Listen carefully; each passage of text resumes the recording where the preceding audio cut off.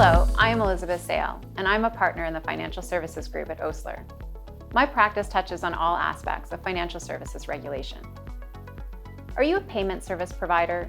If so, you may want to determine if you are subject to the Retail Payment Activities Act. Under the new law, payment service providers, or PSPs, must register with the Bank of Canada before performing any retail payment activities. The bank published guidance to help individuals and entities determine if they actually are PSPs that must get registered. To do this, the bank created a series of qualifying questions.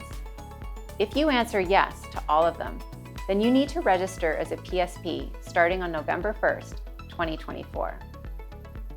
The first question seems pretty obvious. Are you a payment service provider? But to help you decide, here is what the bank says. You are a PSP if you do one of the 5 following things. Each one of these things is called a payment function under the law.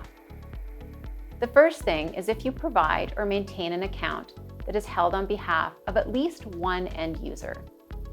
You do not need to hold funds to maintain an account, but you also qualify if you do hold funds on behalf of an end user.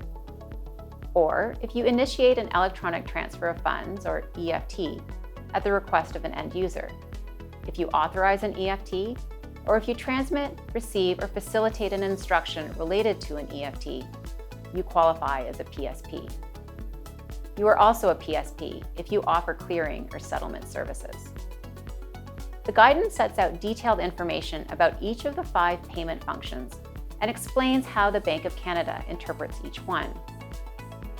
You might perform one of these payment functions, but only incidentally to another activity. If you perform a payment function only to directly support a non-payment activity, you might not have to register. But if the payment function is a distinct service, you are likely a PSP. Question 2 asks if you perform retail payment activities. This includes moving money between a payer and a payee using debit cards, credit cards, direct deposits, electronic peer-to-peer payments, or other electronic systems. The third question is, where is your place of business? If your business is based in Canada, you need to register. You also need to register if you plan to expand into the Canadian market.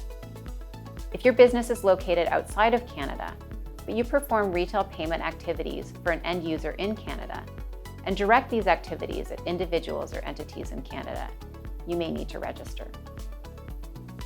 The final question deals with exemptions.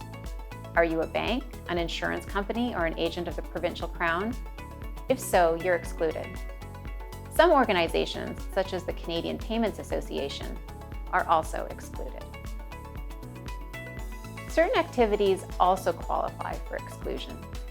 Payment functions that are made using store gift cards is one example, but there are others as well.